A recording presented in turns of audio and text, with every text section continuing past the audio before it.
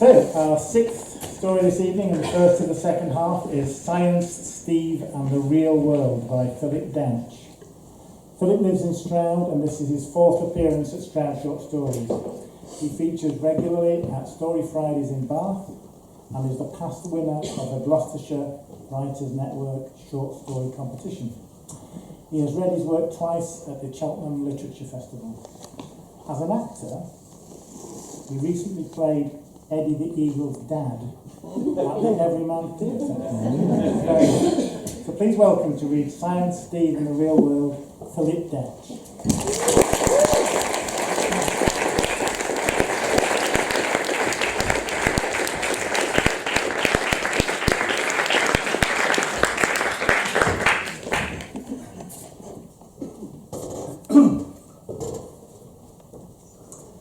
Science, Steve, and the Real World.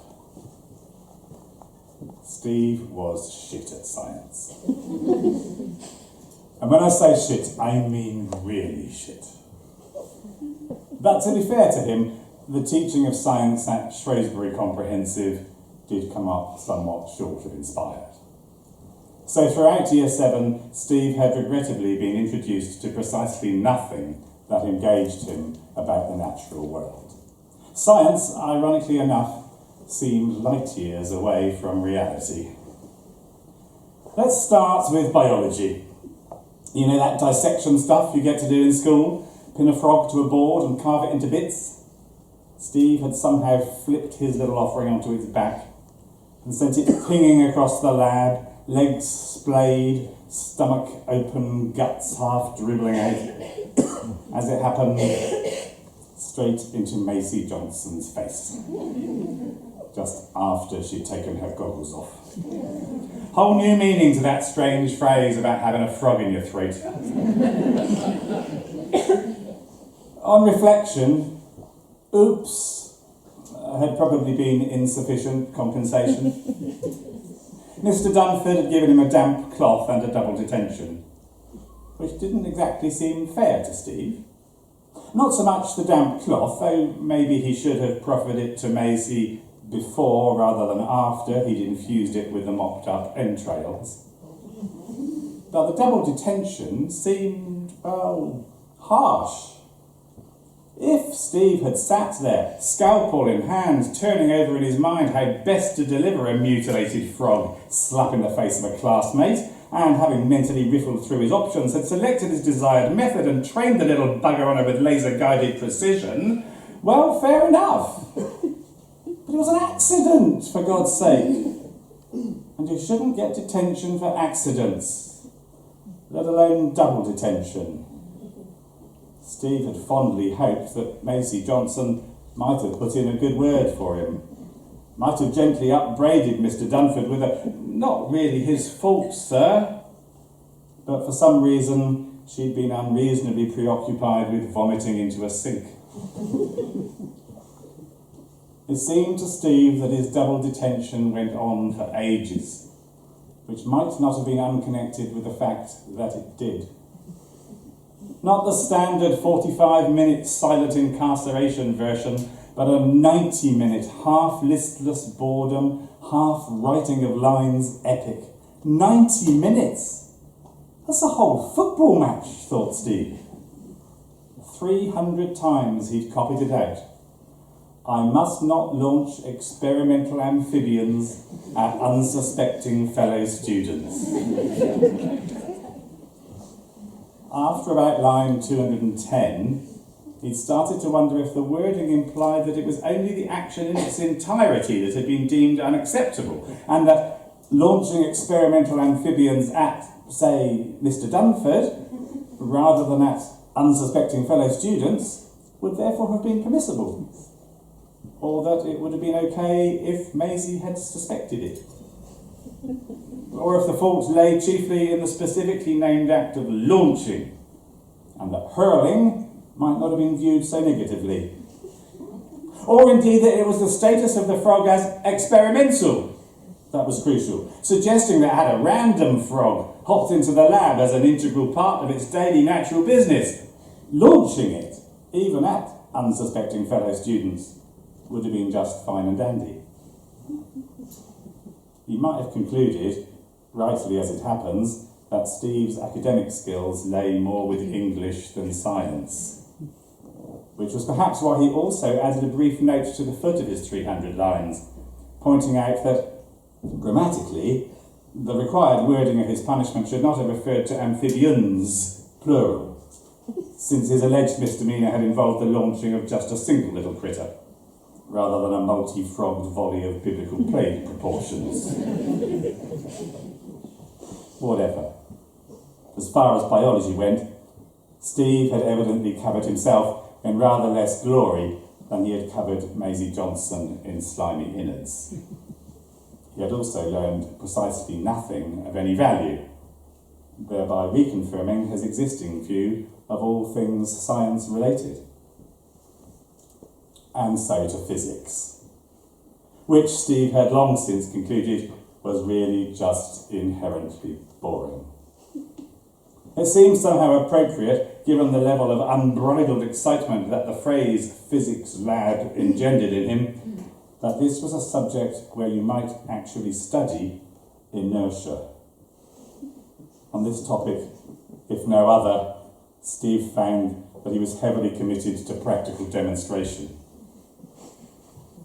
At some point one Tuesday, immediately after school dinner had featured a particularly solidly constructed jam roly-poly, which had rendered Steve even more postprandially comatose than usual, he had briefly been roused from his torpor and heard Mr. Wollstonecroft asking, "Can you stop a moving railway carriage that is smoothly running along a line having just been shunted?"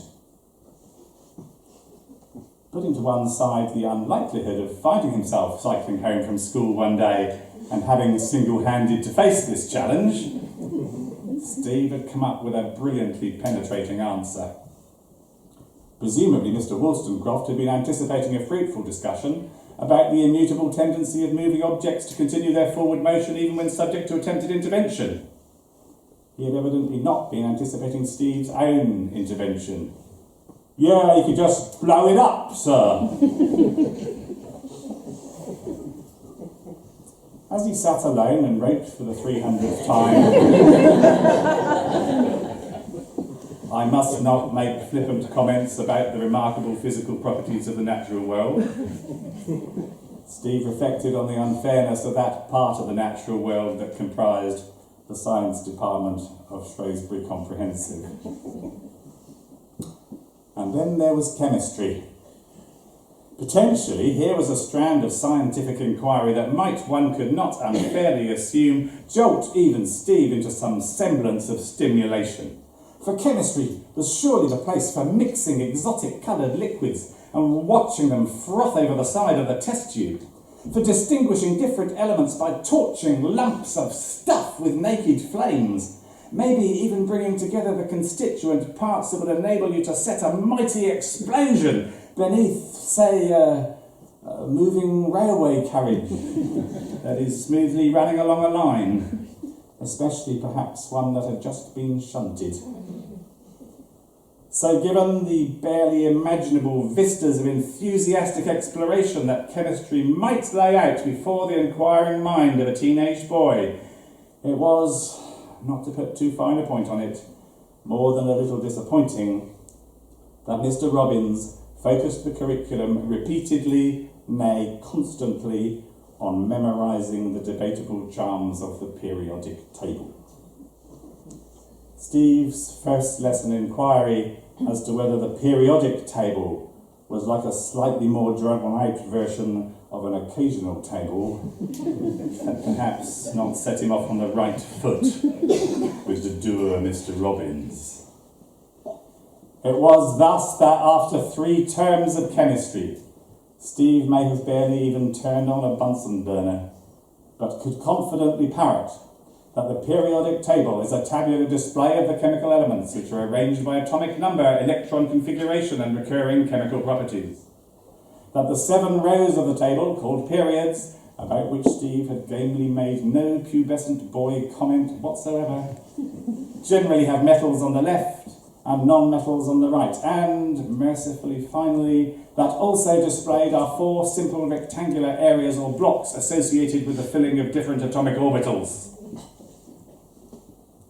It was hard to deny that this was gripping stuff.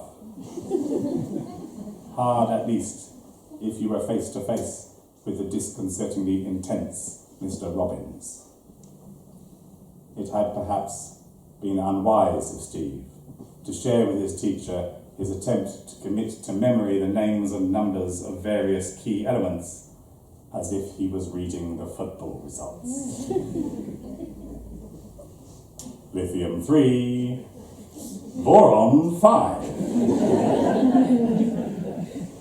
beryllium 4, hydrogen 1. Steve had found it particularly galling to write 300 times, "I must not belittle the wonders of the elements with infantile references to soccer." Infantile had jabbed lightly at his heart. But that Mr. Robbins should call football soccer was for Steve the final conclusive evidence of the scientist's remoteness from the real world.